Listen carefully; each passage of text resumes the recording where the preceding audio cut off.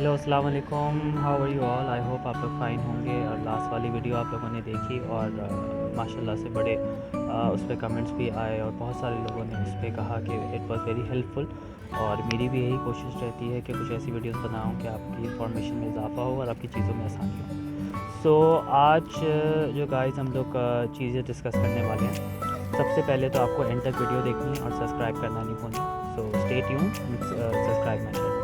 आज का एजेंडा हमारा 3 चीज़ों पे है। बहुत सारी मेरी क्वेरी आई, बार बार सवाल हो रहा था 3 चीज़ों का, तो मैंने कहा क्यों ना इसको हम वीडियो का हिस्सा बनाएं। One is IELTS and second is pre rejection and the third one is actually the gap between your studies. So आज हम इसकी 3 चीज़ों के बारे में डिस्कस करेंगे। सबसे पहले आते हैं हम आइल्स के बारे में डिस्कस करते हैं। अच्छा, आइल्स के बारे में ये है कि अभी आपका जो है वो सेशन स्टार्ट होने को है। कुछ यूनिवर्सिटीज़ जो है वो आपका एडमिशन स्टार्ट हो गया है, कुछ का होने वाला है and it's almost like started the 2023 session. So IELTS का ये है कि most of the universities are saying कि on the basis of English proficiency letter they will accept the admission, but still कुछ ऐसी यूनिवर्सिटीज़ हैं जो कि कहती हैं कि हम आइल्स जो है वो हमें चाहिए आइल्स।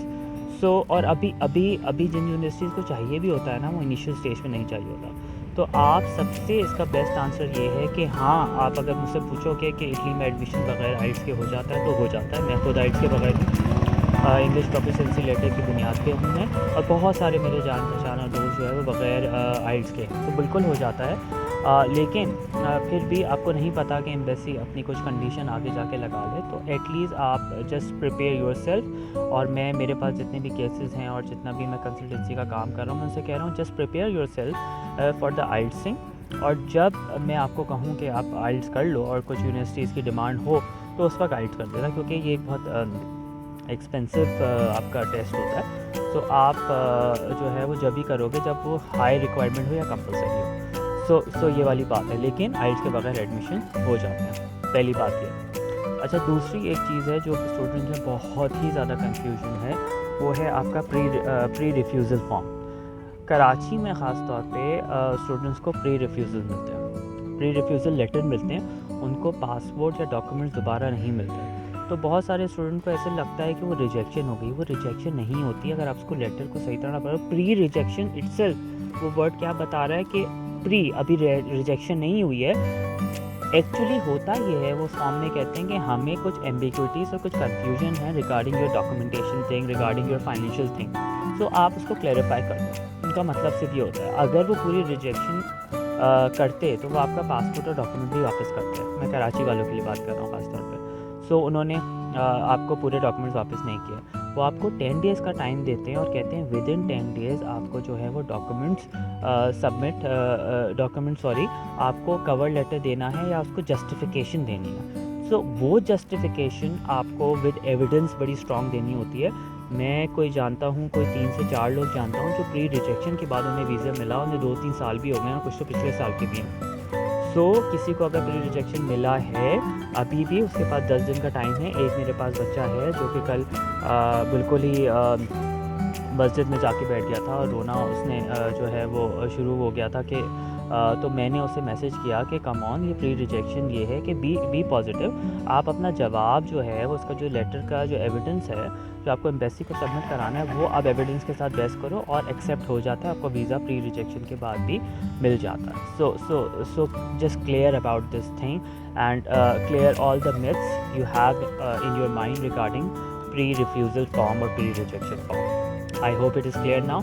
तीसरी बात ये है कि मुझसे बहुत सारे बच्चे जो कंसल्टेंसी के लिए आए, वो मुझसे ये बात पूछ रहे थे कि क्या अगर हमारी स्टडीज़ के बाद बहुत गैप है तो हमें मास्टर में या बैचलर में एडमिशन मिल सकता है। तो मेरा एक उनसे ये बात थी कि आपका बिल्कुल मिल सकता है। जैसे कि मेरा ख़ुद 10 साल का गैप था अपनी स्टडीज़ और अपनी जो है अभी जो मास्टर अप्लाई किया और लास्ट जो मेरी डिग्री थी उसके दरमियान मेरा 10 साल का गैप था।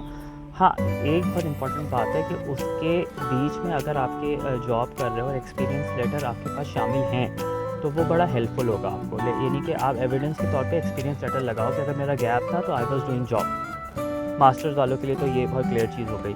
कुछ मेरे पास ऐसे बैचलर के केसेस आए, उन्होंने कहा कि भाई हमने इंटर के बाद कुछ घर में इश्यूज़ आ गए या कुछ घर में ऐसी नागहानी चीज़ हो गई, किसी की डेथ हो गई, तो आप कंटिन्यू नहीं कर पाए पढ़ाई। तो उस सिचुएशन में भी एक्सपीरियंस लेटर आपको बहुत काम करेंगे। आपने जो बीच में ड्यूरेशन में आपने जो है वो अगर जॉब वॉब की है तो आप एक्सपीरियंस लेटर लगा दो। हाँ, मैं आपको एक बात ज़रूर कहना चाहूँगा कि आप इंटर के बाद आप बैचलर करने जा रहे हो और आपका लाइक 5-8 साल का डिफरेंस है, तो ये एम्बेसी मैटर करेगी। एडमिशन मिल जाएगा लेकिन एम्बेसी मैटर ये बात करेगी। और लेट सपोज इस सिचुएशन में जब आपने कोई जॉब भी नहीं की हो, आपके पास कोई एक्सपीरियंस लेटर नहीं, सो उसमें कोई इशू आ सकते हैं। बट ये चीज़ पॉसिबल है कि आपका अगर गैप हो तो आपका एडमिशन हो जाता है। सो ये 3 बड़ी इंपॉर्टेंट बातें थी। And if you have any query regarding admissions, and that was admission video part 3, and hope you like the video. And still if you have any query related to Italy admission, you can just message me on my WhatsApp and you can comment on it. My number is in the description and that's my page, and I do private consultancy also, so stay tuned. और कोई भी आपको सवाल हो तो आप comment में या मेरे नंबर पर व्हाट्सअप करके कह सकते हैं कि आप नेक्स्ट वीडियोस इशू पे आप बनाएं, तो इंशाल्लाह I will make video on that topic. Thank you guys and Allah Hafiz. Hope to see you again. Thank you.